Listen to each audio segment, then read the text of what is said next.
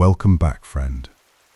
Tonight we go to Shinar, the flat belly of Mesopotamia, where wet clay becomes brick and a stepped tower reaches for the sky. You know the name, Babel, where one language became many. But a tablet has surfaced that whispers a harder truth, that people braided speech and then cut it by design to keep one name from owning every tongue. If that pattern is unbound, a modern machine may stitch the world into a single, steerable voice by midnight. I am Snorelock Holmes, your steady companion through history's sharp corners and the dreams that make sense of them. Tell me in the comments which city you're listening from tonight. Breathe slowly, I'll carry the weight. Chapter 1, in which rain, bitumen, and a breathless knock rearranged the night. The rain angled in from the Thames and drew long silver ladders down my windows. In the grate, the fire ticked like a metronome. Penelope, my old beagle, had made a donut of herself on the braided rug, one ear flopped over her eyes, snoring in soft puffs. On my desk, under the lamplight, sat a small, antique plumb bob made of baked clay, a seed-shaped weight, warm to the touch as if it kept a memory of a kiln in its core. I was cataloguing it with my usual slow joy. A plumb bob is a truth-telling thing. Tie a string, let it hang, and it points to the earth's center without argument. This one still smelled faintly of tar, bitumen, the ancient black glue that binds brick to brick across the ages. I wrote that note into my ledger. The rain drew longer ladders. Penelope twitched and settled again. A reasonable night, I thought, the kind in which a man might quietly map out tiny facts and then, with a gentle yawn, surrender to sleep. The knock came as a staccato blur, 3 quick blows, a pause, then another pair that staggered into each other. Not a neighbor, not a friend. I stood. Penelope lifted her head and gave a questioning chuff. When I opened the door, the corridor smelled sharply of wet wool and something darker. Tar warmed by hands. A young man in a dusty hoodie leaned on the frame, eyes wide and unfocused, chest heaving as if he had run up the entire city. He held a parcel wrapped in brown paper and twine, stained in places with black smears. He tried to speak and coughed instead. His knees buckled. I caught him under the arms and lowered him to the hallway runner. He was lighter than he looked, a coil of string and nerves. His hands shook, and the parcel thumped against my shin with the heaviness of fired clay inside. Easy, I said, the way you say it to a skittish bird. You're safe. I eased him onto his side, angled for his airway, felt the pulse at his neck, fast but strong. The ceiling light hummed. Rain traced its steady code against the window panes. He gripped my sleeve. They can't get it, he managed. His breath came in short slices. Sir, midnight, helix, doctor. Layla said, you'd know how to sleep to it. He swallowed. Name's Amir. He winced as if the word hurt. Amir, I repeated, to anchor him. We will carry this together. I slipped my phone from my pocket and tapped a familiar car service. The night operator answered with a tone as smooth as oil on water. I need a fast ride to St. Bartholomew's Clinic entrance, I said, giving my address. 2 minutes ago. She understood. I dragged my chair to the doorway and tilted Amir onto it so he could breathe easier. Penelope crept over, nose working, and gave him a timid lick on his knuckles. He smiled and then grimaced. Package, he whispered. They followed me. Switched lines, but I cut through the market, lost them at the bus lane. "Save your wind," I said. "You did well." I took the parcel from his hands. It smelled like the clay plumb bob, but fresher, like the memory of a kiln still lifting from it. Bitumen has a sweetness to it under the tar, a scent like old sap. I set the parcel on my desk beside the seed-shaped weight. The car hissed to a halt outside. I half-carried Amir to the curb, ribs under my forearm like the thin slats of a crate. The driver, a grey-haired man with boxer's shoulders, took one look and swung the door wide. "Hospital?" he asked. "Now," I said. He nodded, easy and professional, eyes forward while I settled Amir inside. Amir caught my sleeve one more time. "Layla," he said. "Number on the wrapping." He fixed me with a look that had more will than oxygen in it. "The tablet, 4 scripts. Not possible, but it is. If they run it at midnight, it aligns the world." His head tipped against the seat. His breath slowed, steadied. The driver glanced up at me through the rearview mirror, read my face, and pulled away into the rain. I stood under the eaves a moment and let the drizzle sharpen my thoughts. Midnight, a parcel that smelled of Mesopotamia. Helix, the language company that likes to pretend it's a friendly dictionary when it is in fact a machine that eats sentences and returns polished, obedient ones. Back inside, Penelope gave a small wag that said, "Is everything now edible?" I scratched the white stripe on her forehead, and she sighed in ritual forgiveness. The parcel waited on the desk. The twine had cut itself a groove into the wet paper. I looked at the mantel clock. It swept toward 11. "All right," I told the room. "We go to Shinar then." I did not feel rushed. Urgency and panic are cousins, and I do not invite panic into my home. I invite problems, and then I seat them politely and listen to what they believe about themselves. "Helix at midnight," I murmured, and the plumb bob seemed to tug on its string in answer. Chapter 2, in which a tablet murmurs in 4 tongues and an old story clicks into focus. I set the parcel in the lamplight and slipped the knot. Wet paper gives way with a gentle sound like leaves separating. Inside, wrapped in linen, lay 3 objects and a folded sheet.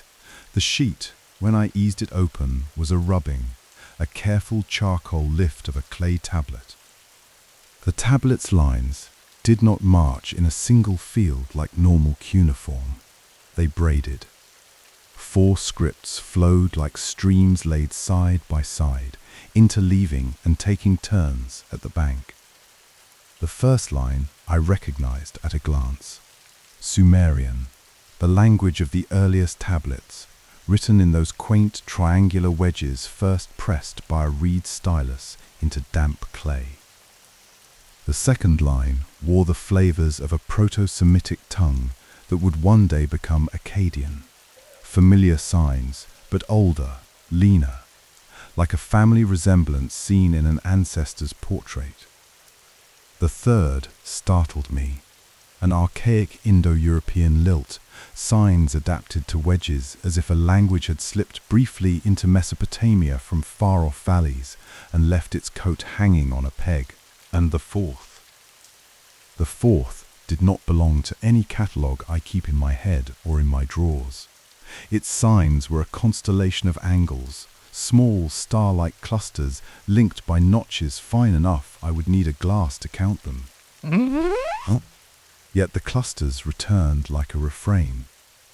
Every 7th symbol carried a little extra tail, a notch slanted slightly differently, as if someone tapped a conductor's baton at regular, sacred intervals. I set the rubbing aside and lifted the first object, a shard of clay no larger than my palm.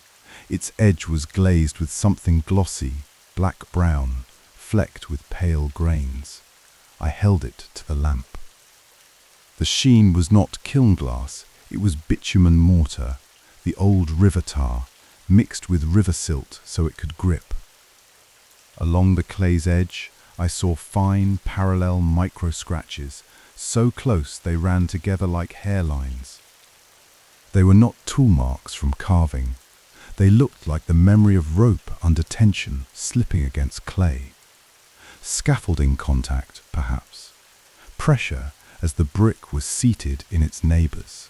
The second object was delicate and dangerous, a reed stylus with a needle of obsidian set into its tip. Obsidian does not lie. It chips to a glass-fine edge, and that edge had a bit of baked clay still clinging to it, the way flour dusts a knife if you cut a loaf too soon out of the oven. The third was a small envelope with a smear of wax and a phone number written in a tight, clear hand. Layla. The smear smelled of the same tar-sweet resin. I did not open the envelope yet. I looked instead at the rubbing again and felt the old story move in my mind, shifting into a new shape. You know the bare bones. After the flood, Genesis says, people came east and found a plain in the land of Shinar. Today we call it southern Mesopotamia, a flat alluvial spread between the Tigris and the Euphrates, where the rivers drop their silt like sleepy giants.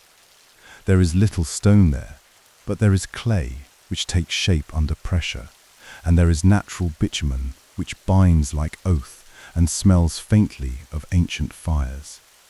The people said, "Let us make bricks and burn them thoroughly." They built a city and started a tower, a ziggurat, a stepped mountain you make with your hands when you do not have a mountain for a god to sit on. Later, they would call the one in Babylon Itamenanki, the house of the foundation of heaven and earth. At Borsippa, the ruin we call Birs Nimrud rises like the stump of a dream cut short. The text tells us something unsettling. The danger was not that people could climb into the clouds and poke the sky. Heaven is not a weather layer. The danger was that with one language and one plan and one symbol of unity, nothing they proposed would be impossible for them in the worst way. So the story says God came down not with a second flood, but with a gentler limit, a tangle of tongues. Work crews suddenly couldn't coordinate. The chant broke, and people drifted toward the river arms with their own songs. They left off building the city. In the real earth, archaeologists found evidence of massive towers, fired brick, bitumen mortar. Cylinder inscriptions from Babylon speak of rebuilding what earlier ages left unfinished. A stele from Nebuchadnezzar II shows a 7-tiered tower. At Borsippa, the inscription even recalls a tower abandoned before its time. History and myth. Shaking hands under the same mud. I took a jeweler's loupe to the rubbing. The unknown script's starry signs linked at regular intervals. Every 7th cluster sat over a point where the other script's meter shifted. No, that's not metaphor. You can hear meter in cuneiform if you know to listen. Work songs, lullabies, short long patterns that help the back hold a load in unison. I ran my finger along a line. Sumerian, a steady 4-beat. Proto-Semitic, a 5-beat that kisses the 4 every 7th measure. The archaic Indo-European line, a 3-beat with a skip step, catching the others at fixed points and sliding away. The unknown, not words, but marks of alignment, a conductor's quiet hands, hidden in the clay. The phone buzzed, a number I did not recognize, but I knew whose hand had written it. "Dr. Farrokh," I said, before hello. "Snorelock?" A woman's voice, low, careful, trained to soothe students in a field tent when a wall of dust approaches. Under her syllables, I heard the chatter of an airport PA and the hard swallow of a woman who has been running for too long with her mouth closed. Layla Farokh. Amir got to you? He did, I said. Your parcel is open on my desk. The rubbing is ambitious. Ambitious, she repeated, and an ironic little laugh cut itself short. It's impossible. 4 scripts that shouldn't be in dialogue at all, braided with an unknown set of markers we don't recognize. We found it in a sealed context near Borsapa, under a layer of bitumen we could date. Helix Concord sent lawyers. They had a court order by sunset. We were supposed to surrender the tablet as data material under their grant's terms. I disagreed. Firmly. The PA barked something about a gate change. I'm diverting to London instead of Zurich. I don't think they'll be pleased. Magnus Voss, I said, letting his name lie flat and cold on the desk. He will be exact. He will be polite. He will not be gentle. He's pushing a global machine translation update at midnight UTC, Layla said. They haven't publicized it because it's not it models. It's a convergence layer. You feed it enough aligned text, and it begins to force future alignments. I think they trained a hidden segment on the tablet's pattern. If they switch it on, the world starts to sing in one channel, I said, whether the song fits all throats or not. Yes, she said. A clatter of rolling suitcases, a child's sigh, a delay announcement. Life, plural and messy. I know the Babel story. The myth says God did the scattering. But what if people built a safeguard into the work itself? What if the tablet is a score for pluralizing speech? Helix wants the opposite. On my desk, the obsidian-tipped stylus caught a buttery streak of lamplight and held it like a promise. I looked at the shard's bitumen sheen again and saw tiny pale flecks that didn't belong to a pure pitch. River silt. A specific bend of the river leaves a specific signature. If I could match the flecks to a source, I could tie this shard to a place and time under Nimrod's sky. The rubbing's charcoal had also left faint repeating dots at the edge, the way some printers whisper their identity. Interesting. Where are you now? I asked. Transit lounge, she said. Boarding in 20. If I get through without a random secondary screening. A breath. Snorelock. I didn't know who else to call. Amir said you notice patterns. He said you can walk into them. I can, I said, and I will. Move carefully. Use cash for the cab in London. Do not sleep yet. Text me if anyone watches you too closely. Midnight is a thin place. It can tear if we tug. She laughed again, but this time the laugh landed softer. Understood. Thank you. She hung up before gratitude crowded her voice. I prefer that. There will be time for warmth when no one is chasing you. I stood and stretched and felt my spine stack itself the way bricks would like to be stacked, plumb and easy. Penelope thudded her tail against the rug twice, approving nothing in particular. I set the shard on my left palm. It was warm, or my body imagined warmth to meet it halfway. Tar-sweet scent rose, river and fire at once. I turned the plumb bob in my right hand until its point hung clean over the desk edge. Gravity did what it always does. It told the truth. Midnight would not wait for anyone's comfort. That is fine. Comfort is not what I offer a problem at the outset. I offer attention, and then, later, I offer rest. Chapter 3. in which I count to 7 in Akkadian and walk into firelight. I cleared my desk, but for the shard and the plumb bob. The lamplight made 2 small gold ponds on the wood. Outside, the rain slackened and changed its voice. The city had turned a page. I loosened my tie. There is a ritual, not because rituals are magic, but because a mind appreciates dependable doors. On a blank card, I wrote the simplest of numerals, the ones a Babylonian child would learn with a reed on a wet board. 1, 2, 3, in the old tongue. Ishtu, Shinar, Shalash. Then 4, 5, 6, Erbet, Famish, Shedish. I tapped my finger on the desk on each beat and felt how 7 wants to balance a body. Sebet. The unknown signs on the rubbing had made a habit of that number. Humans love patterns you can sing without thinking.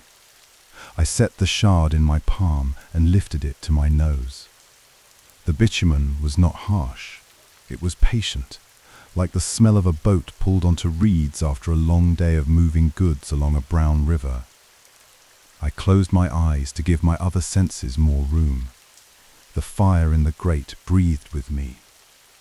Penelope went very still, the way she does when I let the room become larger than it strictly is. I accept, I said to the familiar quiet. We will go see what truth the clay remembers. I tipped back in my chair, let my head find its old friendly groove, and counted again in a whisper so soft the syllables barely left my mouth. Ishtu, Shinar, Shalash, Erbet, Famish, Shedish, Sebet. The chair arms altered under my fingertips, not wood now, but rope. Twisted hemp thick as my thumb, rough and slightly damp from fog. The smell of London coal faded, and another smell curved up to meet me, earth warming, straw, wet clay, and the syrup note of fresh pitch bubbling. The rain's hush lengthened until it became the far hiss of a wide river pulling past the bank. I felt motion. Not the roll of a car, but the lurch of a sled pulled over slick ground. Men's feet thudded near my head, steady and in time. 1, 2, 3, 4, yes. And there was the 5th beat, set by a voice pushing the cadence. 5, 6, 7, rest. The rope under my hands bit my skin and taught me its rhythm. I slid forward in my chair until my feet found purchase, and then stood.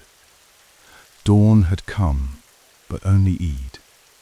The sky held a grey so pale it would take blue a while to wake up inside it. Reeds bowed and hissed as a low wind combed them. The ground under my boots was soft and printed by many feet. Ahead the tower rose, tier on tier, its base so broad that my eye had to decide in stages how large it was. The sides climbed in warm, damp colours as burette brick the colour of bread crusts, straw yellow pressed into joints, and the black shine of bitumen where the seams needed to hold against time and rain.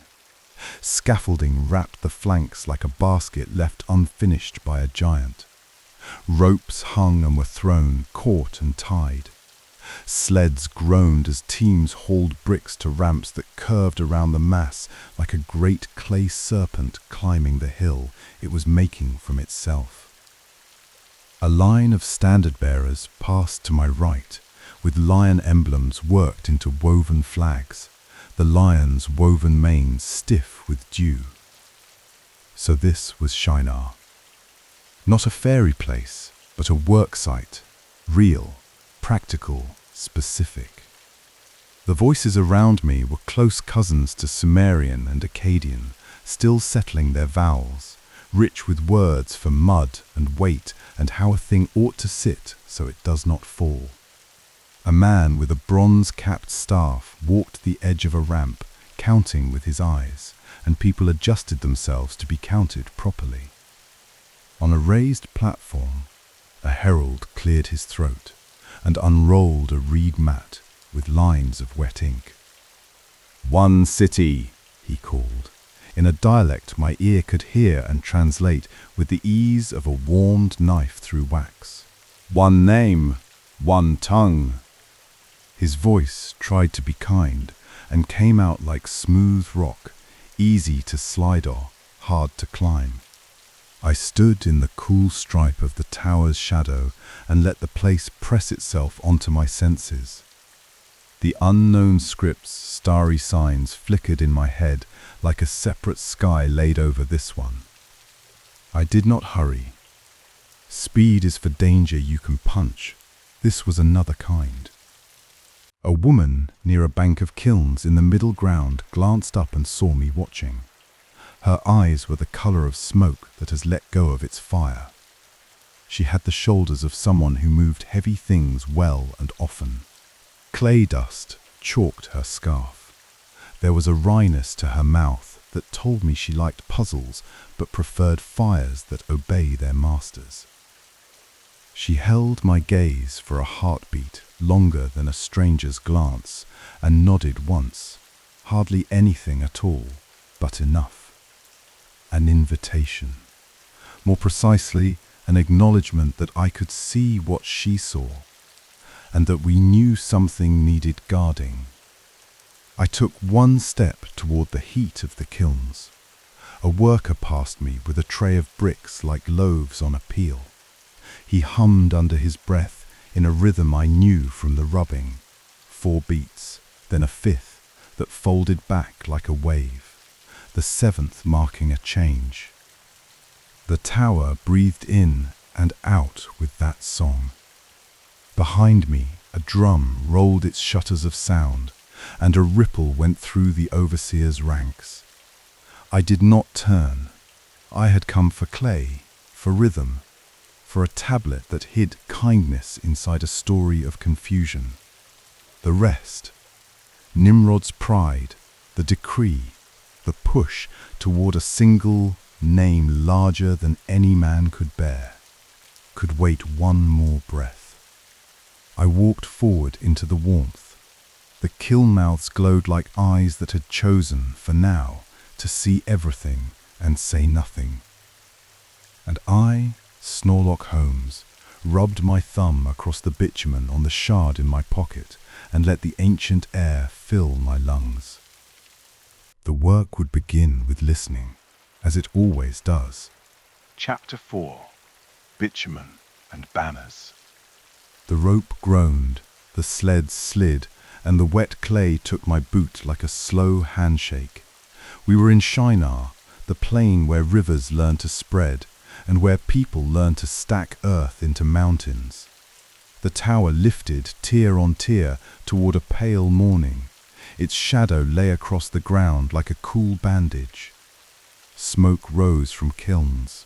Bitumen bubbled in bronze-bellied cauldrons, black as night, sweet as tar.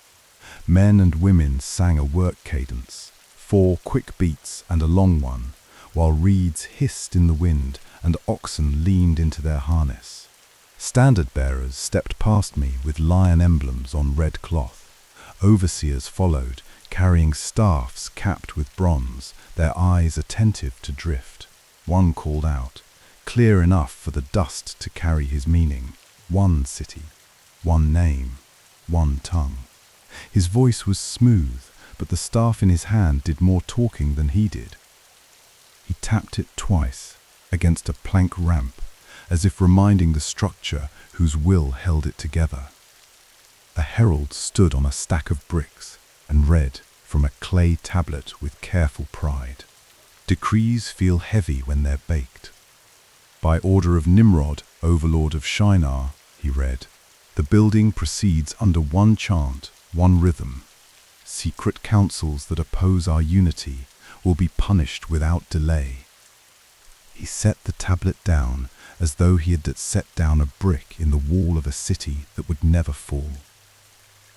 There is an edge to this kind of order. You can hear it in the sudden silence whenever a cart wheel cracks. You can smell it in the bitumen, that bright, tarry sweetness that says, "Stick together or else." I kept my hands loose at my sides and walked the base of the tower. Rampways spiraled upward like the paths ants make around their mounds. To my right, a worker cupped mud in her palm, kneaded it with straw, and slapped a brick as neatly as setting a loaf in a pan. Behind her, a child balanced a reed basket filled with chaff, life and work braided without a visible seam. Then I saw it, an odd detail tucked into a niche at the base, where builders often set a ceremonial token to claim reality for their intent. A single brick, set proud of the others by the thickness of a thumbnail.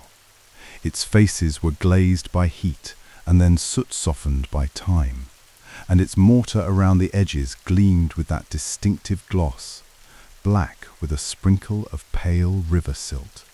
I knew that shine. I had breathed it in my study, from a shard resting on my desk in the waking world. Same bitumen, same river, same hands.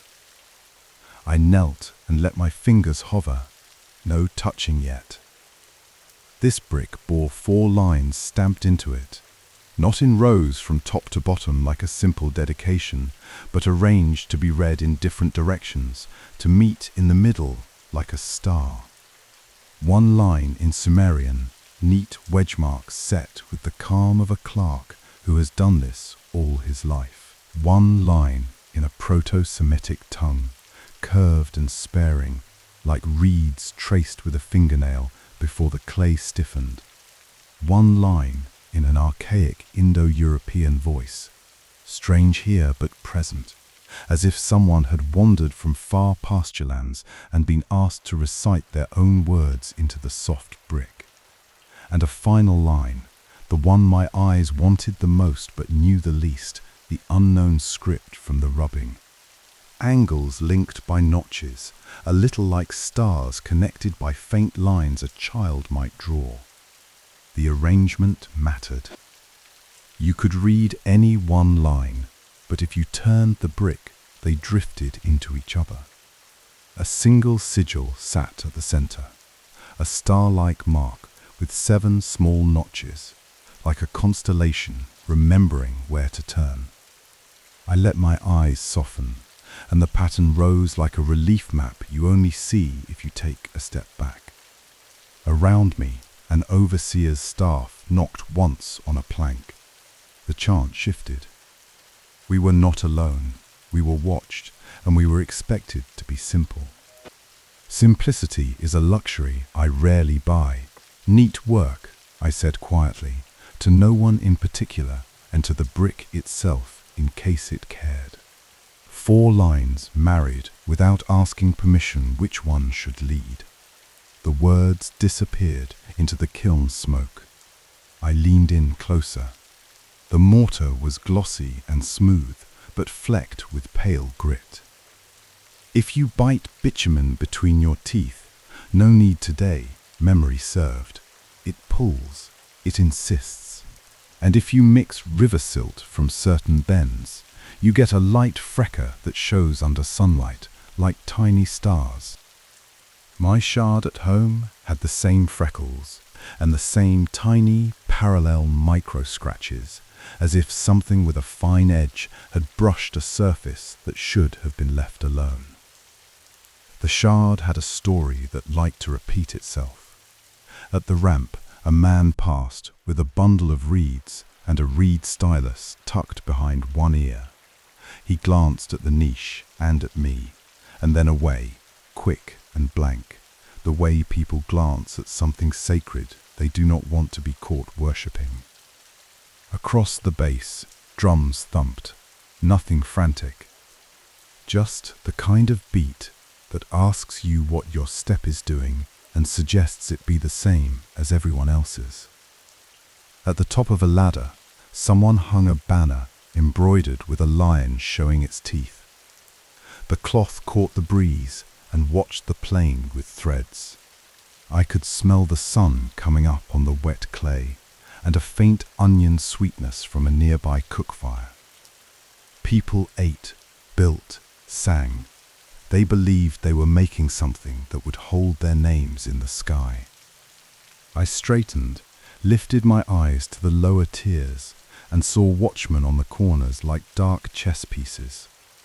The tower was not merely high, it was defended by a rhythm and an intention that is harder to cut than rope. The overseer with the bronze-capped staff drifted back my way. He was a big man, not fat but sure of his feet, with bitumen smudged on his forearm in a streak that might have been a badge if there had been uniforms. "You are far from your crew," he said softly. It wasn't suspicion. It was the way a shepherd speaks, who has learned that sheep wander toward the same patch of grass over and over.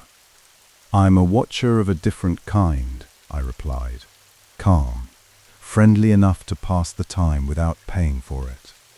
"I admire how you make mountains from mud. Where I come from, we use stone for such dreams, but where I come from is not always where I am." He grunted once, as if he had allowed a little joke by mistake, then nodded toward the niche. "Leave the blessing brick. It is not for hands that are not chosen."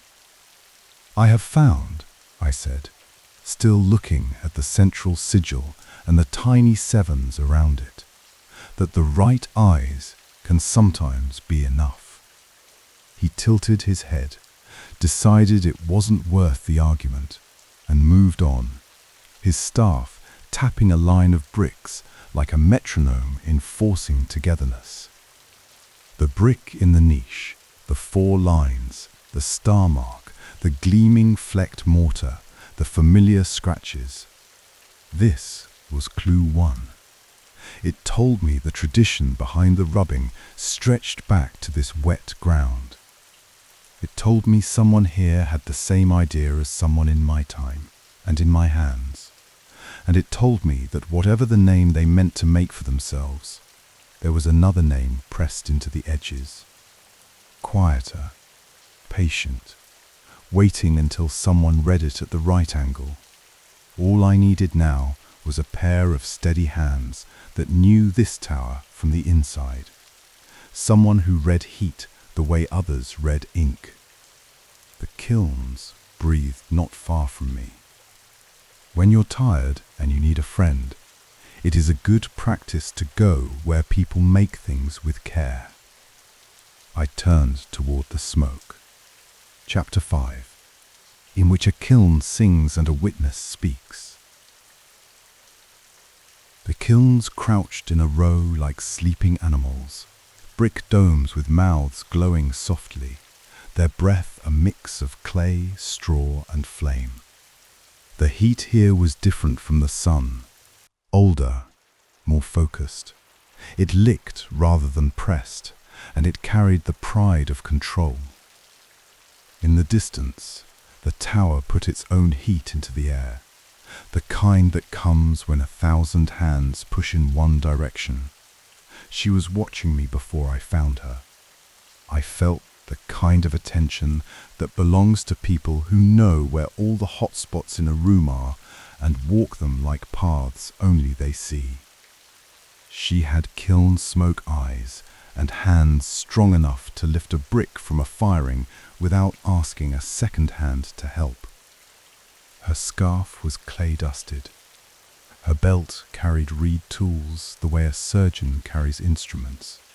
No fuss, no evidence that a mistake was ever allowed. "You look at edges and mortar the way I do," she said. "Not a question, just a shared measurement." "I listen for how they stick," I said, "and for where the seam is thin enough to let a whisper out." Her mouth made something like a smile, but it felt like a test. "I am Shubtu," she said, "kiln master for the South Stacks. I keep the heat even and the temper right. Temper is straw, sand, fiber, things inside the clay that make it brave. Sometimes, she added, temper is people, and the things inside them that keep them from cracking too much under strain. Snorelock, I said, inclined my head and let the name sit in the warm air. I watch patterns inside old stories while other people sleep. She nodded as if she had expected something like that, and she gestured me along the kiln's flank. The bricks underfoot radiated heat through my soles. Do not speak loudly, she said. Heat carries sound in strange ways. It can curl it right into the wrong ear. We walked past a kiln mouth where a girl fed reeds into a low flame, humming under her breath. Shubtu's eyes flicked to the girl, then to me. You watched the blessing brick, she said. You saw the 4 lines. Yes, I said, and the star with 7 notches in the middle. I saw bitumen, freckled with river silt, and I recognized the composition. It matches a shard waiting for me at home. Home, she said, almost tasting the word. We build so we can stay. We also leave so we can stay ourselves. Both happen. She stopped beside a kiln's cool back wall where the heat had not kissed the clay in a long time. With a quick look toward the tower, habit, not fear, she knelt and reached into an ash cavity carved into the base. Her fingers came out black, with soft, cold soot, and holding a small bundle wrapped in reed matting, sealed with a round spot of pitch. The seal bore a rosette pressed with something small and seed-shaped. She pressed the bundle into my hands. You know heat. You know mortar. See if you know this. I lifted the bundle as if it were a living thing. The pitch smelled sweet and faintly smoky. I cracked the seal with a thumbnail gent and unrolled the mat. A palm-sized tablet lay inside, its surface fine and brown, the clay polished before the stylus went to work. Lines marched across it in an alternating pattern.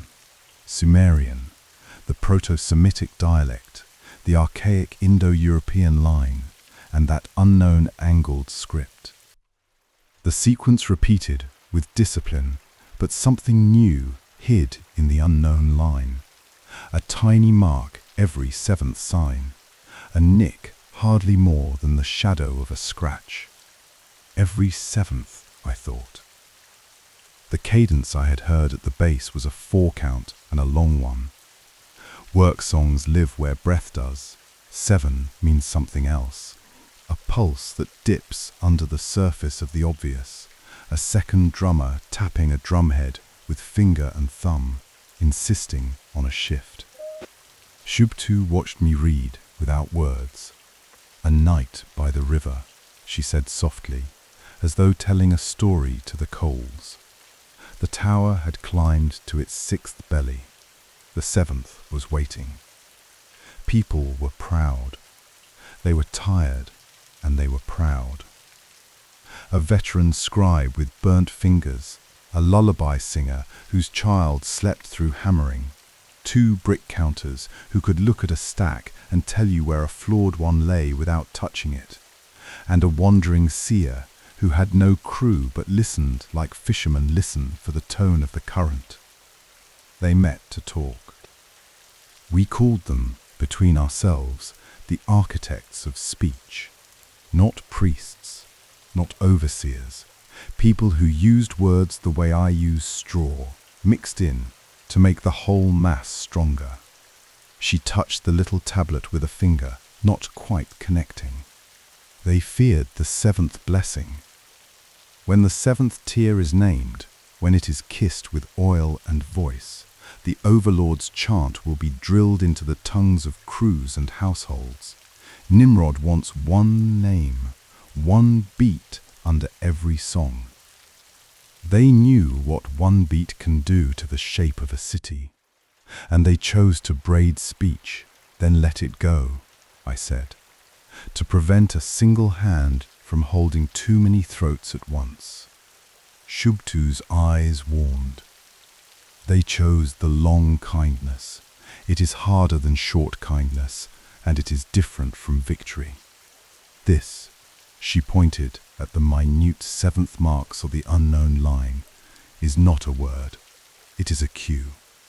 The song goes long on the seventh. The lilt shifts. A crew on the north face will feel it one way, the south face another. The way the wind comes off the river matters. The way a foreman carries his shoulders matters.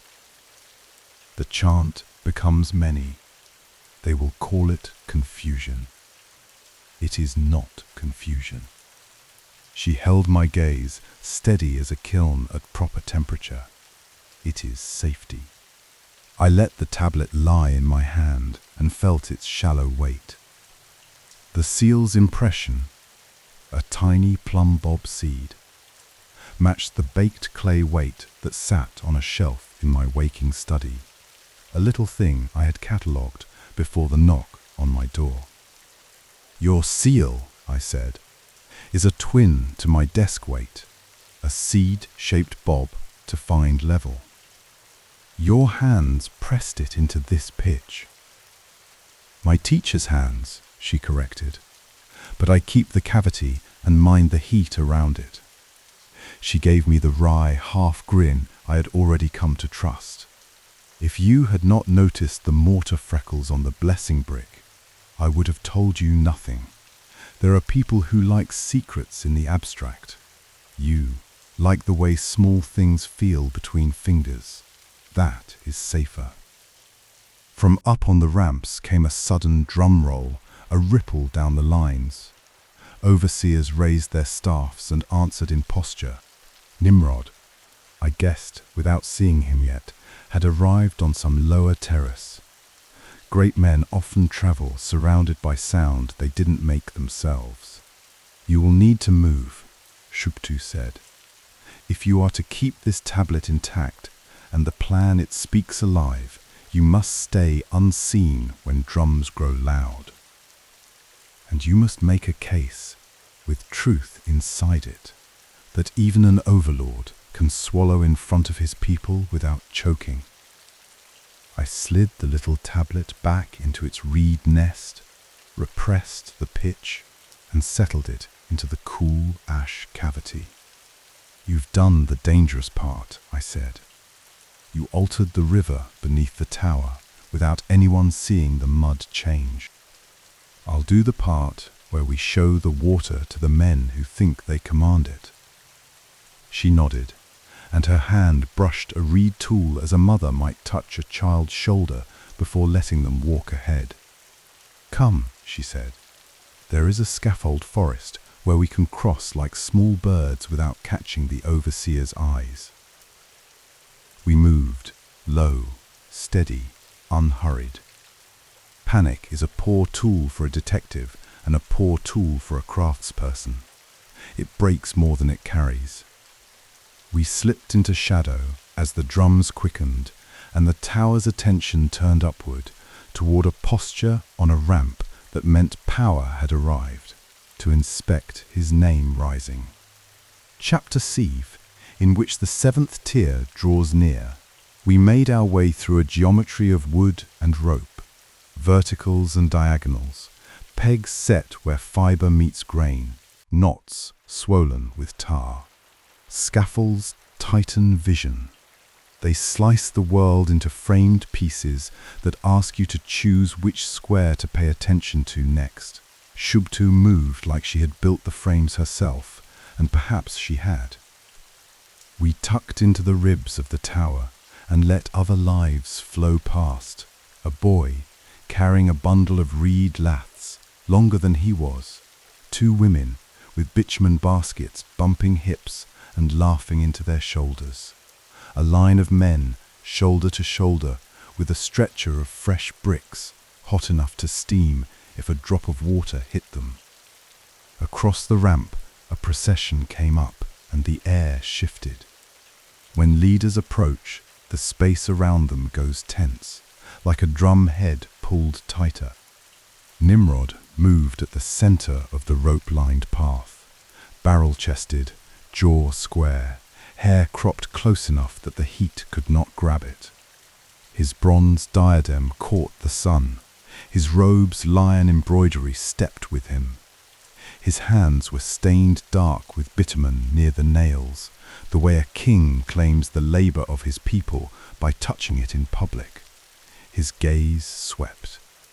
He smiled the proud smile of a builder who can see his name from far away.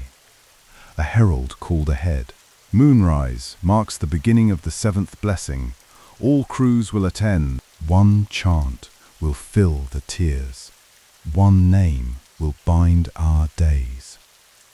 The drums underlined it, and somewhere out on the plain, an answering horn said the same thing in another piece of air. Shubtu's breath came steady beside me. "He moved the time," she murmured. "It was to be sunrise tomorrow." "Tyrants move clocks," I said quietly. "They love to show that time romps for them like a good dog." 11 words. Enough. No more commentary than needed. We slipped sideways as a squad of overseers threaded the scaffolds, staffs tapping in code. Their eyes were sharp and trained to find rhythm that wandered. The tablet in the ash cavity sang in my mind with its 7th marks. They would call those marks wandering. They were not. They were a second plan inside the first one. We crouched in the dim of a crossbeam, and I took out a thumb-sized shard of clay from my pocket. In dreams, a pocket is any place your hand expects to find what your mind is already holding. I had broken it earlier from a damaged brick and smoothed on face with a little spit. I wetted a reed splinter and began to copy from memory the pattern from Shubtu's tablet, the 4 lines alternating and the tiny 7th scratches in the unknown script, riding like moths at the edge of a lantern's glow. "What are you doing?" Shubtu whispered, not alarmed, only curious. "Setting the score where my hands remember it," I said. "If they take us, they cannot take my fingers." I tapped the 7th marks on the shard. "These are not letters, they are cues. If a work song is a path with flags, these are the stakes that shift the flags so that the path forks in a way that looks like mist to an outsider. The north face will feel the 7th step and stretch it.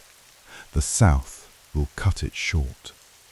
The chant will look single to a man watching from a balcony, but standing in the fields of rope and wood, the difference will open like a small drain.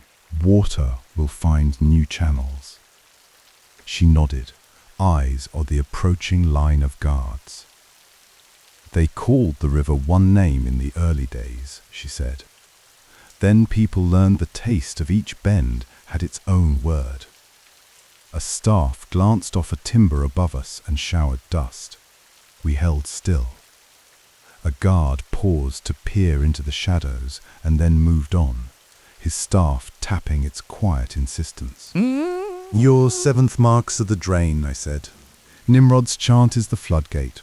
One tends to wash the field, the other tends to water it." Calm. Pedestrian images carry truth safely.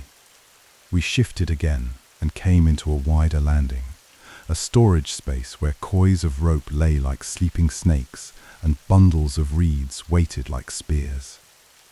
The tower's bones were there in the open. When you see a structure's bones, you know how to break it and how to save it. I chose saving. The looming fear here was not falling stone. It was the kind of silence that slips into a city when everyone has learned the same song in their throats and nothing else fits. You can build a world out of one tune.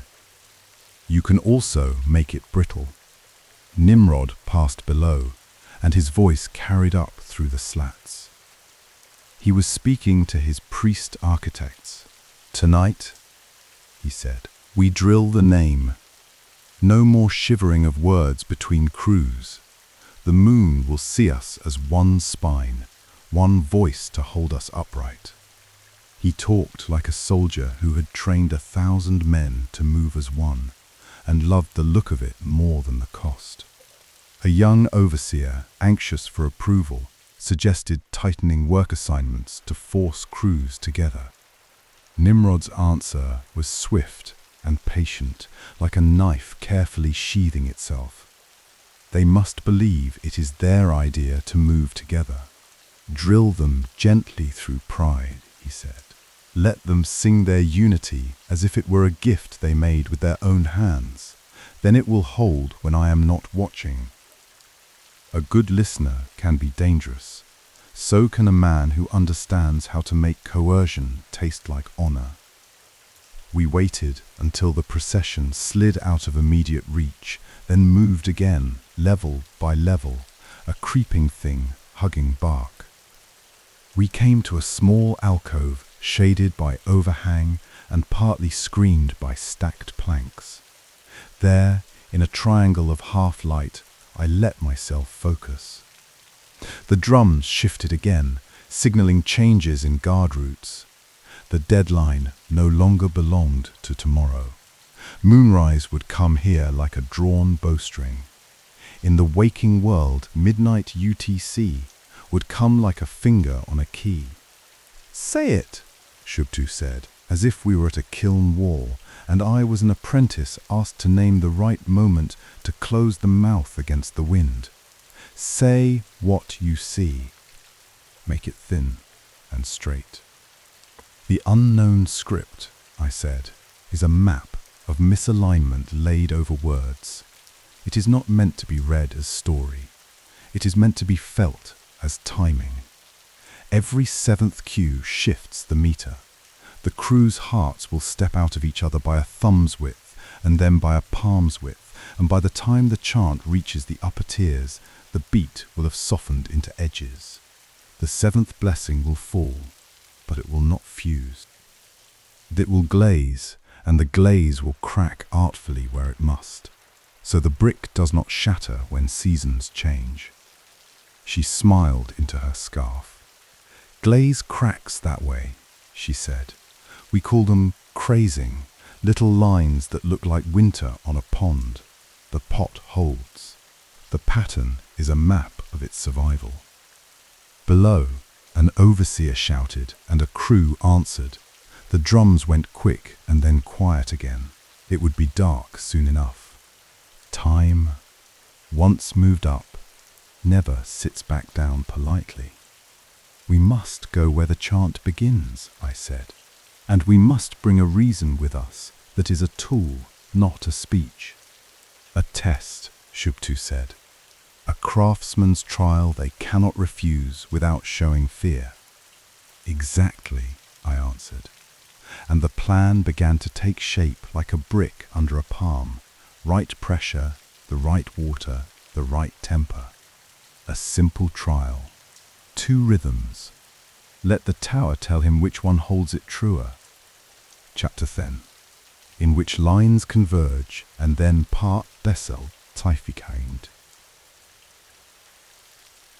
We took our shelter in that shady alcove and set our tools in order, which is to say, we set our thoughts in order.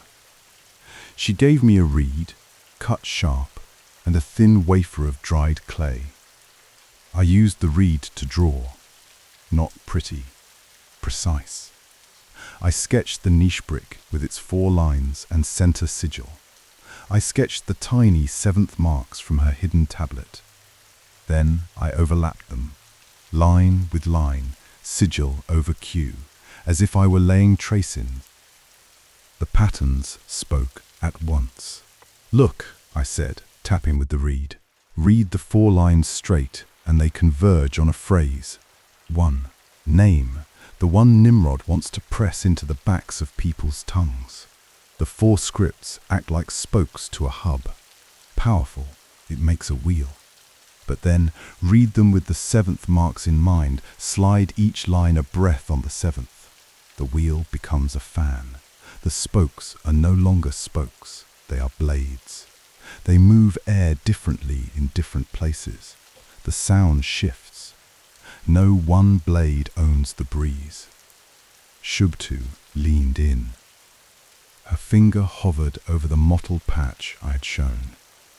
"You mean the blessing is reversible," she said, "depending on how the crew holds it in time?" "Exactly," I replied. "It's a two-part key. Clue 1, the blessing brick with 4 lines and the star sigil, tells me the geometry of the convergence.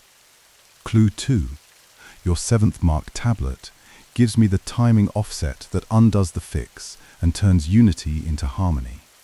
Not discord, harmony. Many notes, matched in purpose, not in identical pitch." She breathed out.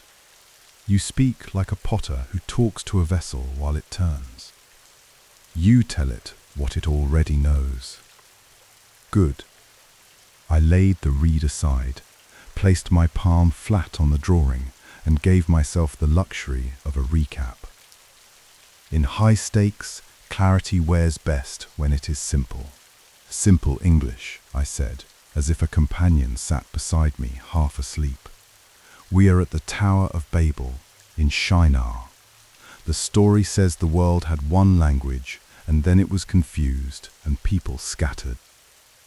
The fear here is that Nimrod will bless the 7th tier tonight and push one name into everyone's mouths through one drill of rhythm and ritual. The Council of Artisans, architects of speech, understood the danger. So they wrote a reversible code. It sits in the bricks and in the songs. If you sing it straight, all roads lead to one name. If you sing it with the 7th offsets, the work continues, but the voices drift just enough that no single hand can close around all of them at once. People leave, not in panic, but in the shape of their own songs. I looked toward the lower ramps, where the drums had settled into a slow pulse. In my time, I went on, a corporation called Helix is ready to push a global machine translation update at midnight. A man named Magnus Voss is driving a program called the Helix Concord. Their model has been trained quietly to find the convergence, to smooth away offsets. They would like a single channel, a single tone across networks, obedient by default. They had their hands on a rubbing of something like this. I tapped the drawing, and they are ready to turn it into code in a machine. Shubtu's eyes sharpened, measuring a thing she could not see. "Machines," she said, trying the word. "New kilns." "New kilns," I agreed. "The bitumen that glued the blessing brick," I continued, "is flecked with silt in a pattern I know. The shard on my desk in London has the same composition that ties the present to this very mortar. The unknown script's star sigil and the 7s match across dream and waking. A memo I saw, printed by that company, carried faint registration dots, printer marks telling me its origin. The rubbing's metadata points back to their dataset. The line from Nimrod's 7th tier blessing to their midnight push is straight and short if you have the right eyes." I paused. "Therefore, I concluded, we must do 2 things. Keep the offsets alive here at moonrise, and feed the offsets, like yeast, into the machine that would erase them. Both, before the hour strikes." Shubtu's lips pressed together, not in worry, in decision. In a kiln, sometimes you hold back a fan when a flame grows too bright in one place. Sometimes you open a vent. Both are not the same, but both are heat work. Tell me what to do with people. I will handle heat. You handle voice. "The test," I said. "We bring a simple trial to the 7th tier at moonrise. We ask Nimrod to choose not between ideas, but between stability and strain. We offer 2 rhythms. We tie them to the bones of the tower so his pride is safe when he chooses the right one in front of his people. We make the offset chant measure itself against rope tension and scaffold sway. Her eyes lit. "We will need a sign he can show as reason," she said. "Something stamped that says this is craft, not defiance." "The plumb bob," I said. "Your seed-shaped seal. We stamp a ceremonial brick with it and set it where the blessing expects a mark. The plumb bob proves the chant that keeps the tower truer belongs to the builders." She put a hand into her tool belt and brought out the little seal that had pressed the pitch on her hidden tablet. It lay in her palm like a tear of baked clay, small and patient. "I can press it where you need," she said. "He will see a seed, a weight, a builder's sign. He likes that story." "We also need to prepare the other half," I said. "The waking half." The words felt like stepping from cool shade into sun. "My body sits in a chair in London. The midnight update is not far. I must wake for the length of a breath, call Dr. Layla Farrock and give her a pattern for a patch, a dataset of songs that carry the seventh mark in their bones. Lullabies, work chants, prayers, multilingual, meter-shifted. We flood the pipeline Helix uses with these offsets. A friendly engineer she trusts can route it in quietly. And I must help her anchor regulators and trustees with evidence. The bitumen match, the memo's dots, the rubbing's metadata. We will make them pause the push."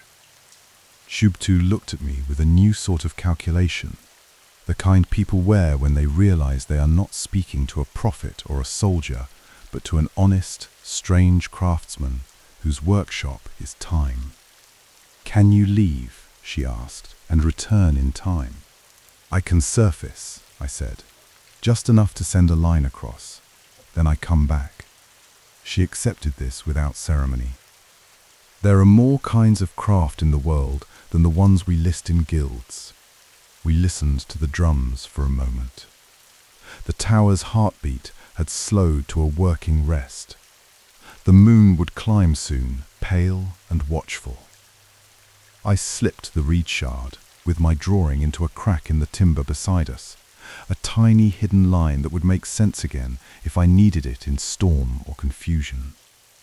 I closed my eyes, leaned my head against the cool clay of the tower's belly, and felt the fall through darkness that feels like standing still. Chapter 8, in which we make a plan with 2 times. The climb back to the waking room is like rising from the bottom of a river at night without needing to swim. You know where the surface is because breath knows. The hearth's glow replaced kiln fire edge by edge. The tower's drums softened into the rain's fingers at the window. Penelope sighed on the rug, that low old dog sound that says, "I trust the person in this chair." My phone lay where I had left it. The seed-shaped plumb bob stood on the desk, not swinging yet. I spoke into the quiet, and it linked me to Layla. The line picked up on the second ring. She didn't say hello. People under pressure go straight to the sentence that matters. "Snorelock?" "Listening," I said. "Calm is oxygen. We have a pattern. You need to craft what I'll call a polyphony patch. Pull together a data set of songs, work chants, lullabies, prayers that carry a regular 7th beat shift. Multiple languages, old and new. Keep the tone human, not choral perfect. They must feel like hands at work. Feed it into Helix's pre-roll.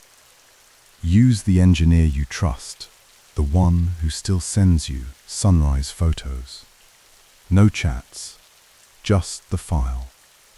Title it as maintenance. You're not faking anything. You're teaching the model to respect the safety built into language." "I can do that," she whispered.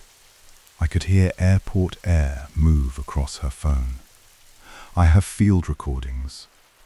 The lullabies from that Yazidi camp, Sardinian work songs, a Persian bedtime rhyme my mother sent me. I can add Sumerian counts I taught my students. The seventh beat pulls her voice steadied as she moved into work.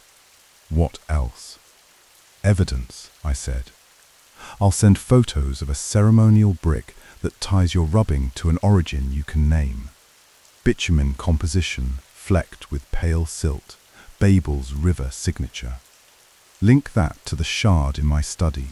Add the memo with the faint registration dots. Your photo carries them. It anchors the Concorde's aim to collapse the offsets. Route it to the regulator who owes you a favor and to the trustee at the museum who cares more about reputation than donors. The headline is simple.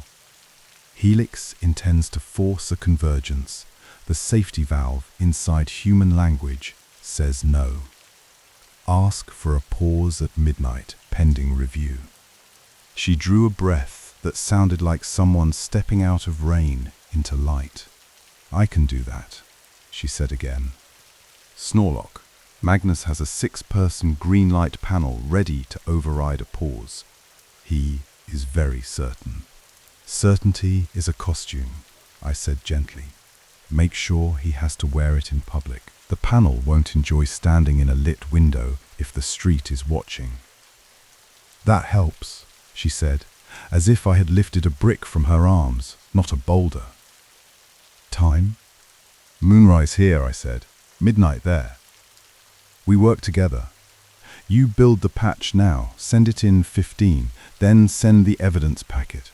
Use simple words. Everyone is tired. This is about safety. And Layla, thank you. Her voice softened in that fragile way people use when they talk to a steady thing they cannot see. Come back safe, she said.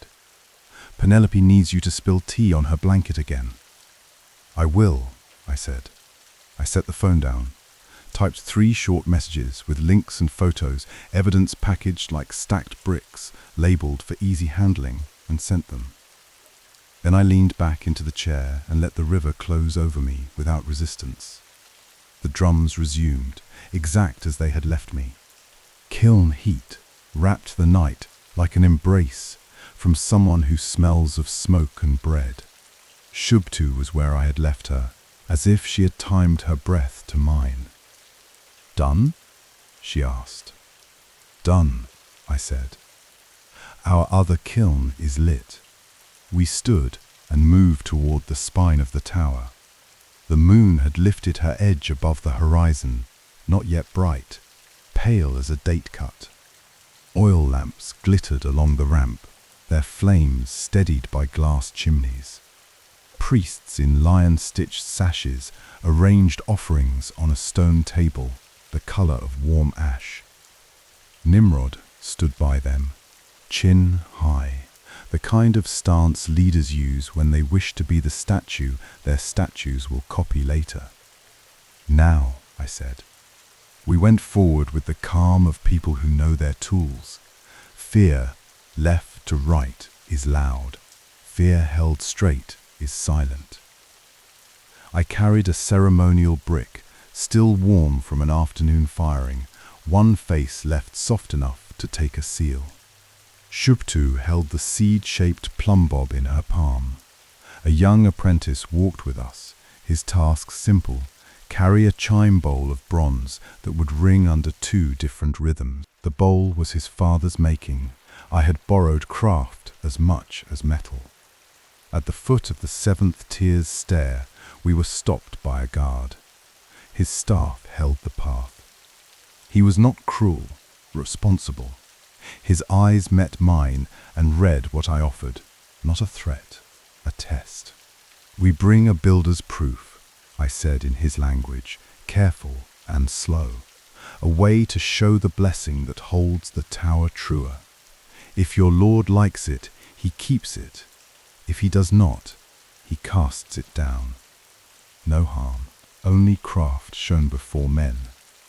Guards trust the language of materials. He let another man pass with a bundle of reeds, then lifted his staff and allowed us through. Up close, Nimrod looked how power looks when it believes. His face in torchlight had no doubt in it. That is impressive, and it is a kind of blindness. He recognized Shubtu as a master by the way she carried her tools and nodded once. A courtesy kings give to the hands that make their visions stand up under wind. Lord of Shinar, I said, we bring you a craftsman's test before your seventh blessing. 2 rhythms answered by a bowl and a rope. The one that eases the strain is the chant that honors your tower.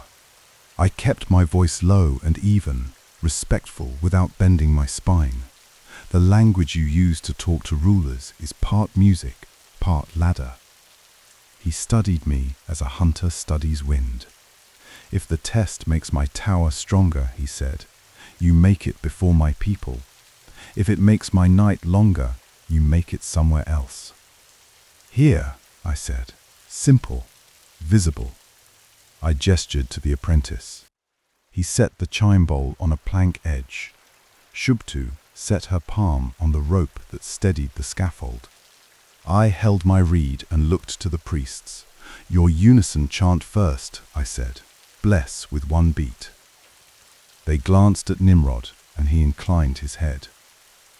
They began the drill-rich voices, deep and confident, a single pulse that made the rope tighten under Shubtu's hand like a string on a tightened bow. The bowl rang when she tapped it. The sound shivered up through the rope to my fingers. The plank vibrated under my soles. Now the builders beat, I said softly. Shubtu nodded and with reed tools tapped the 7th mark offsets into the rhythm. Gentle but firm, a tiny stretch here, an early breath there. The crews on the lower ramps picked it up without knowing. The rope eased under her palm. The bowl's ring deepened, rounder, less brittle. The plank settled. It was the difference between a chord played in tune and a chord played harsh. No one needed words to know it. Nimrod watched this with eyes that measured the line between pride and care. He was proud, yes. He was also practical. His wall should not crack. He did not change the decree, kings do not walk their words back in public. He changed the story's posture. He turned to his herald and said, tell them the right beat honors the tower. The stronger song is the truer blessing. He looked at me then, not smiling, not angry. A long look that said, I know what you saved me from in front of my people, and I will not thank you, but I will not break you. Shubtu stepped forward and pressed the plumbob seal into the soft face of the ceremonial brick. The seed shape kissed the clay. I set the brick into a small open cavity at the edge of the 7th tier. A new blessing nestled under an old one, a builder's sign that said, what holds must hold by craft, not by force. The priests began to shift their chant, their ears and their hands telling them how. The crews caught the offsets and breathed with them. A murmur ran through the tower, not panic, something like a field catching wind in a new direction. Distinctness began, the gentle opening that Shubtu had called the long kindness. Tomorrow, I murmured to her in the shadow of a beam, we bring the offset to the corners. Tonight, we keep it simple. He must not lose face. He must only choose a safer strength. He chose, she said. Her eyes held a fierce softness. Your moon is up. Your other kiln burns. We stood at the threshold of the moment when a plan becomes an act. Below us, the plain spread like a sleeping animal's flank. Above us, the lamps burned steady and the moon climbed, patient. I felt the 2 clocks, one ancient, one very modern, reached toward the same chime. We were ready. The next step would be the quiet strike, decisive and non-violent, the kind that loosens a knot without cutting the rope. The tower waited to hear itself under 2 songs. The world waited to hear whether a machine would learn to sing with many throats or with one. I breathed in bitumen and warm clay and the small, clean metal tone of the bowl when Shubtu's reed touched it. Then I stepped forward to meet the night where it stood, at the edge of the 7th tier, before word and rhythm chose their road. Chapter 9, in which 2 rhythms steady the tower. Moonrise came pale and patient over Shinar, as if the sky had been washed and left to dry. Oil lamps trembled along the edges of the 7th tier, their small flames leaning in the breeze that crept up from the plain. The stepped tower stood like a mountain cut into shelves, and under my feet the fired bricks held the day's heat. I could feel the ropes that braced the scaffolding hum with the faintest vibration, a low note under the chant that was about to begin. Nimrod stood taller than the rest, wrapped in a lion-stitched robe. He had the stance of a man who believes his shadow falls in straight lines. Priests moved around him with bowls of water and perfumed smoke. Overseers waited with bronze-capped staffs, their eyes quick and busy. The work crews, men and women from the river towns and the reed edges, clustered in their teams, ready to lift their voices when the signal came. Shubtu stood at my side, reed tools tucked under her arm, kiln dust on her scarf. She looked down over the scaffolds and the coils of rope, then at the rope nearest us, the one looped through a wooden cleat. It thrummed like the string of a great instrument. "You hear it?" she whispered. "I hear it," I said quietly. "One note, steady as a line drawn with a ruler. It is waiting for what we feed it." A herald raised his hand. The first word of the unison chant swelled like a wave.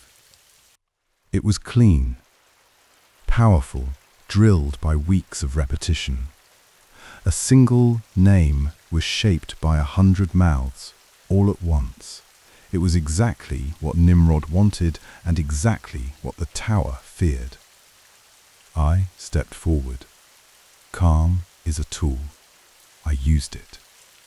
"Lord of Shinar," I said, keeping my voice clear and steady, "a craftsman's test will honor your name. 2 rhythms, the one that holds the bricks truer, should keep the charge." Nimrod turned to look at me fully. His jaw set, but he did not snap.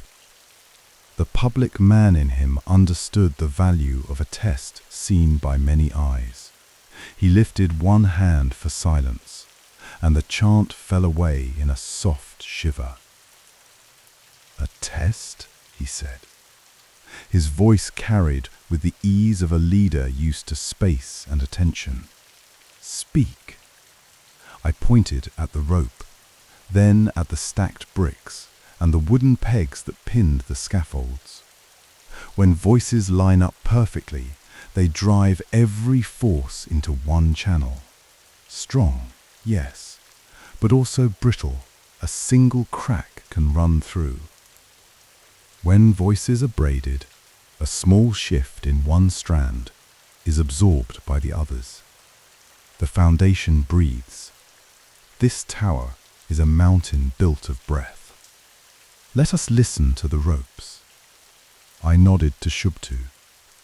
She took a reed tool, the light tapping one she used to test kiln walls, and touched the wooden plank that bridged 2 crossbeams.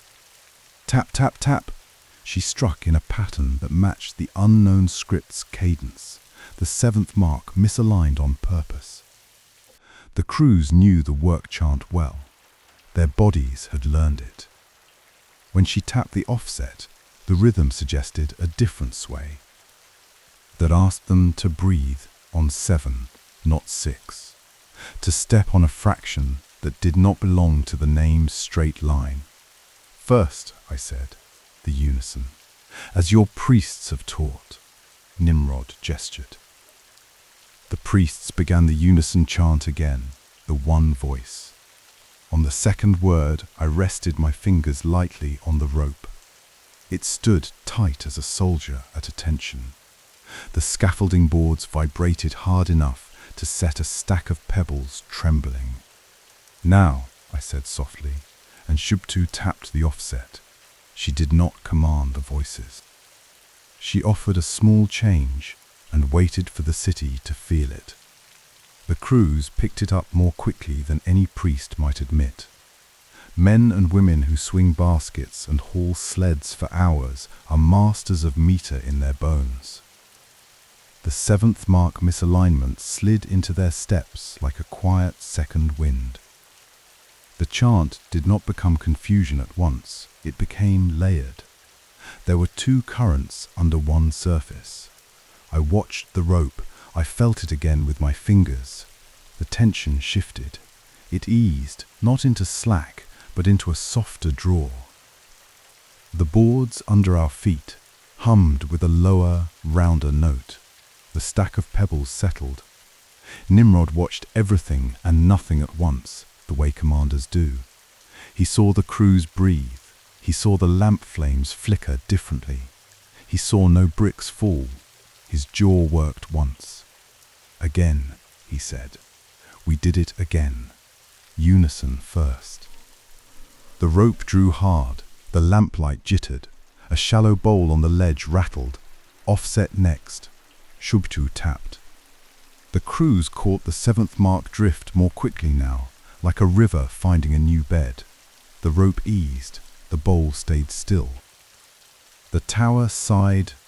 No voice, no language, materials expressing preference without words. Shubtu lifted her chin slightly toward the seed-shaped stamp we had used earlier. The plumb bob mark impressed into a small ceremonial brick at the foot of the stair. The mark meant weight that finds true. It sat there now like a quiet oath. Nimrod let the silence live for a long count. The night wind carried the smell of bitumen, warm and tar-sweet, the exact home note of the plain. The truer foundation song, he said at last, each word measured, is the one that holds the tower. He turned to the priests, not to me. He did not need to give me the satisfaction of his gaze. Teach this offset to the crews, not as discord, but as shield. The name is kept when the city stands. The priests bowed because they were trained not to hesitate. The overseers passed the cue with their staffs like relay runners. Shubtu breathed out through her nose, almost a laugh, and caught herself. Below us, teams took up the layered chant. It did not split into a dozen tongues all at once. It shifted into a braided rhythm that could not be used as a single drill bit. The name did not pierce straight down through every worker. It glanced. It slid. It soaked into the mortar as many small currents instead of one loud stream. In the corner of my mind, where I keep the waking world, a second clock approached midnight. My work there had been set earlier, but I listened for it. Layla had crafted the patch. She had stitched lullabies and work songs, a tapestry of languages set to the same seventh mark offsets we had found. She had insisted each song come from real mouths, recorded clean and honest, with breath and small imperfections left in. A machine believes in statistics. It learns what we feed it. We fed it a garden instead of a single trimmed hedge. I had routed our evidence. The rubbing, with its interleaved lines, had metadata that told a story about custody. The shard's bitumen carried a signature of river silt, a fine silt that matched a geological report filed by the dig, and a memo from Helix Concord, its faint printer dots like whale song heard far off, revealed a pipeline designed to collapse offsets. Layla had sent the lot to a museum trustee who cared more for clay than for conferences, and to a regulator who understood what it meant for a single system to speak for millions. Down the stair, a messenger ran with the offset queue. Across the world, a digital message ran down another kind of stair. On the 7th tier, a young overseer tried the offset with his team. He miscounted first, then laughed and reset. Laughter on a worksite is a pressure release. No bricks fell. In a glass tower somewhere north, Magnus Voss held a phone under a strip of white ceiling light that never flickered. He spoke in a voice designed to calm investors. The push would go through, he said. Delays are noise. Convergence is inevitable. He believed every word he said because belief was cheaper than doubt. I kept my fingers on the rope. The chant braided through the windy night. I pictured the machine, trained now by the patch Layla had sent. I pictured the numbers inside it not finding a single narrow trench to pour into, but rather a set of channels divided by sevens, by changes in meter, by lullabies learned at hundreds of kitchen tables. There is a kind of confusion that is only the end of an illusion. Nimrod raised both hands. His voice rolled out again. "Steady the tower," he said to the city. "Steady the tower, and the city will steady you." The crews answered with the offset, a low, layered hub that grew in width rather than height.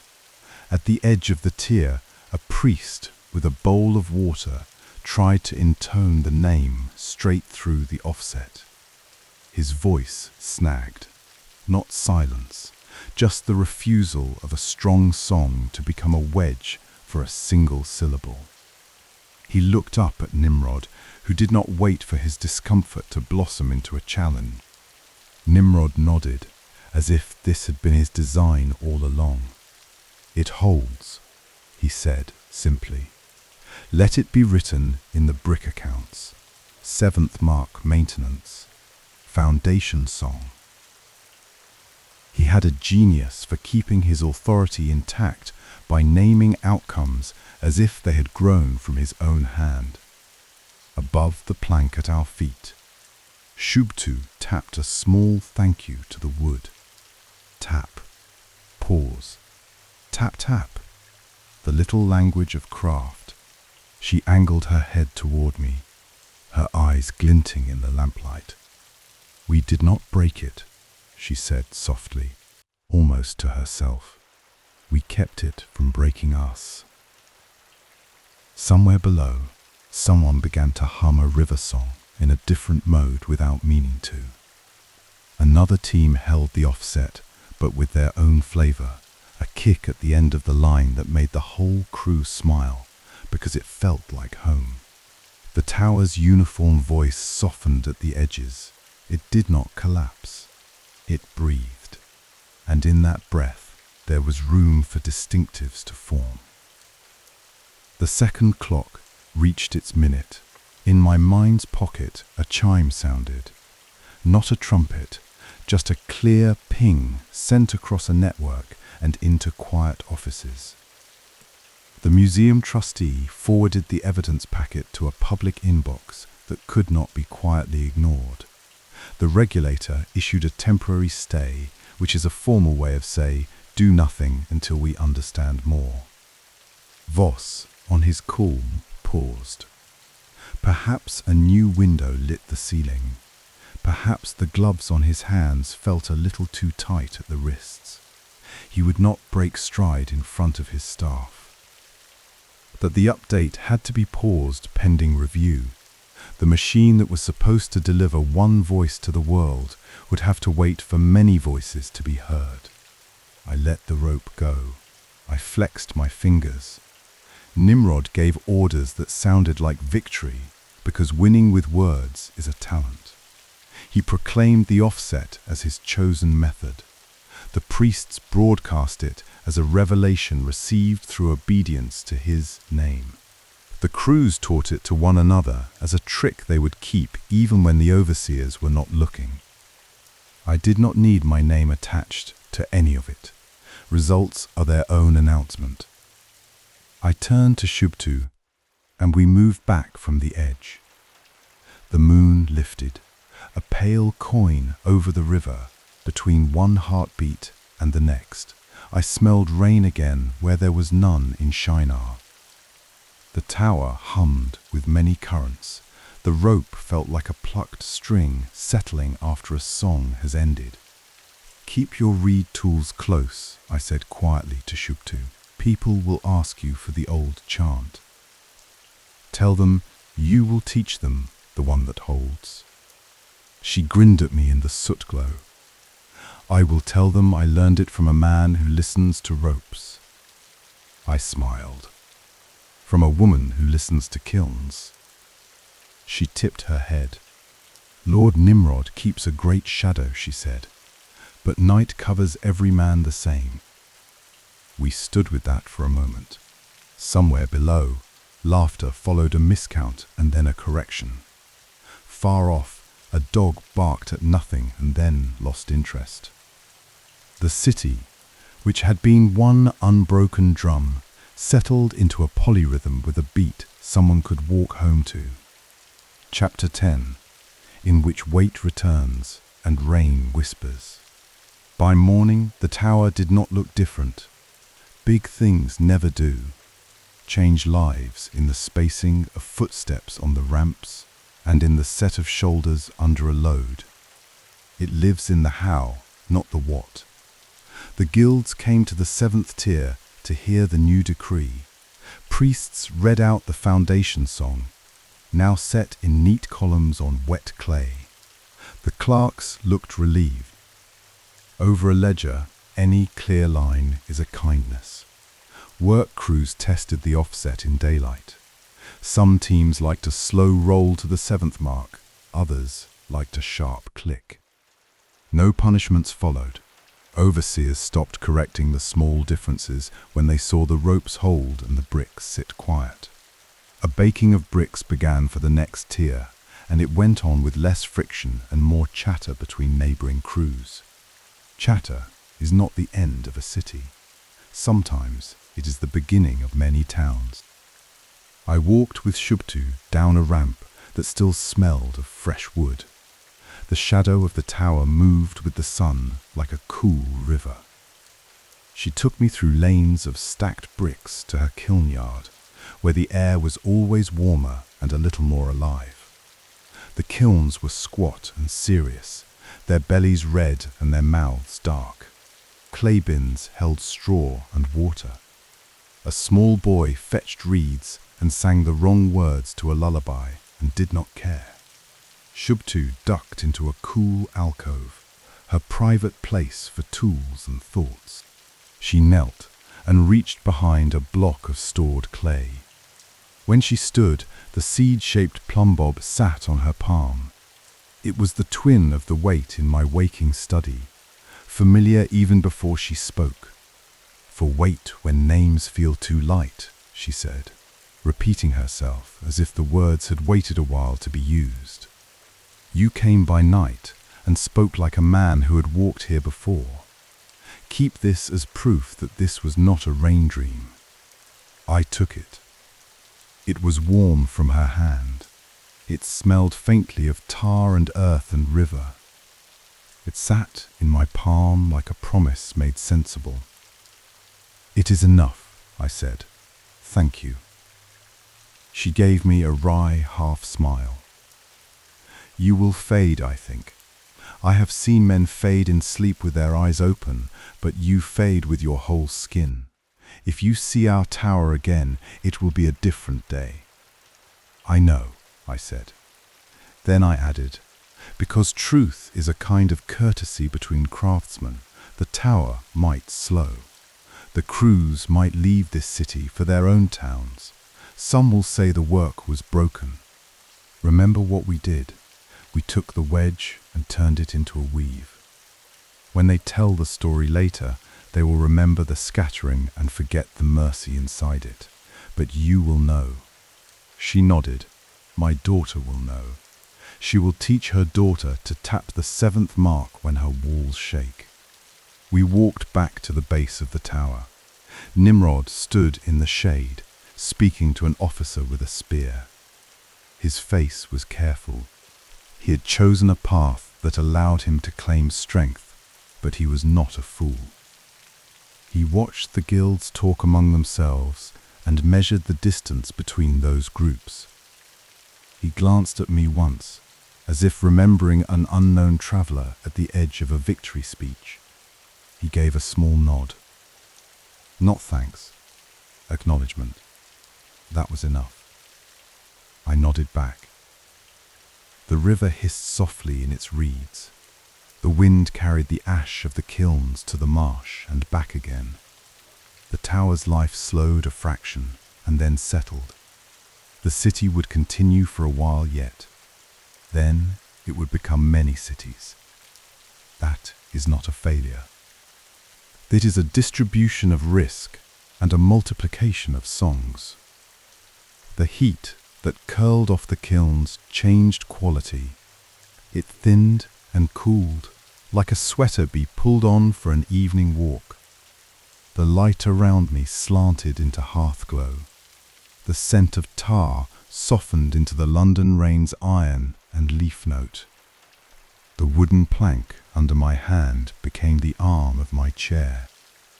I let the breath go out slowly and let my eyes open to the room I knew better than any. My study, with the fine scratches on the desk where I once leaned too hard with a compass, the window full of soft rain, the coal fire tucked inside its grate like a beast in sleep. Penelope stirred and made that grumbly sound that is half yawn, half memory. I leaned forward, and there on my desk lay the seed-shaped plumb bob. It was warm.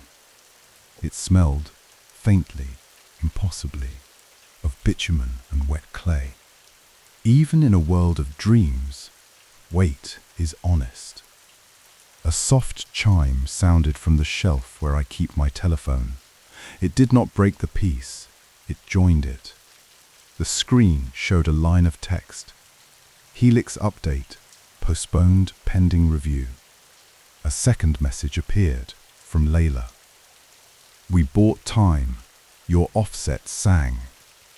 I let the words rest there. I do not rush to congratulate when the big wave has rolled out. There is always an undertow. But tonight, the beach was wide and the air was calm. Time matters. Breathing room is a kind of victory you can sleep on. I thumbed a reply to Layla with slow care. Good work. We will keep many voices breathing.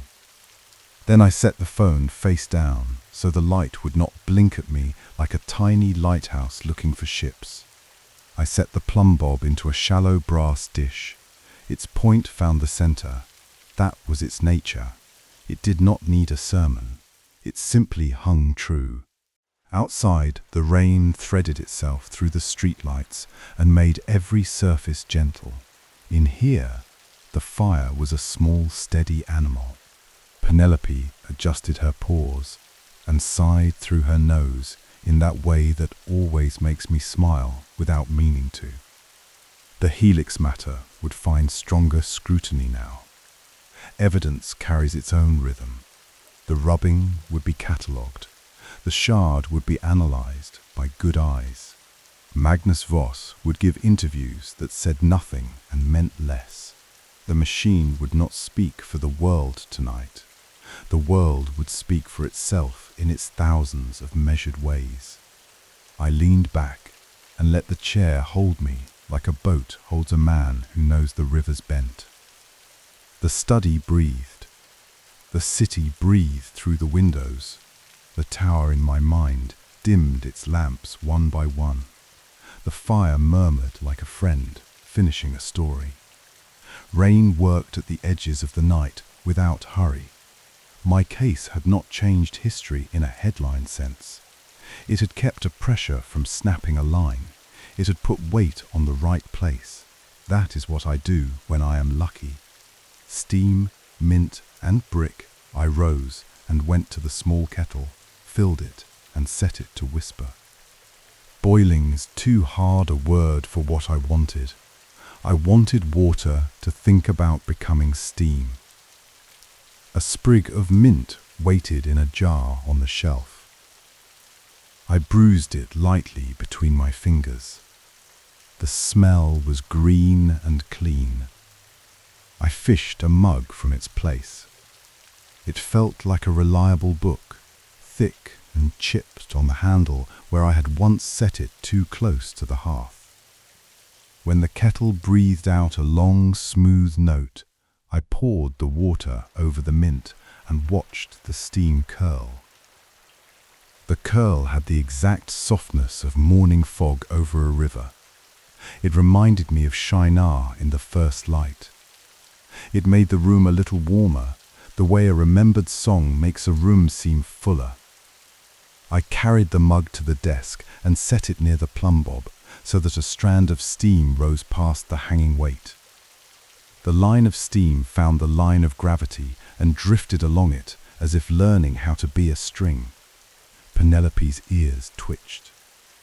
She opened one eye, measured my movement, decided it was not a walk or a treat, and went back to the serious business of sleeping.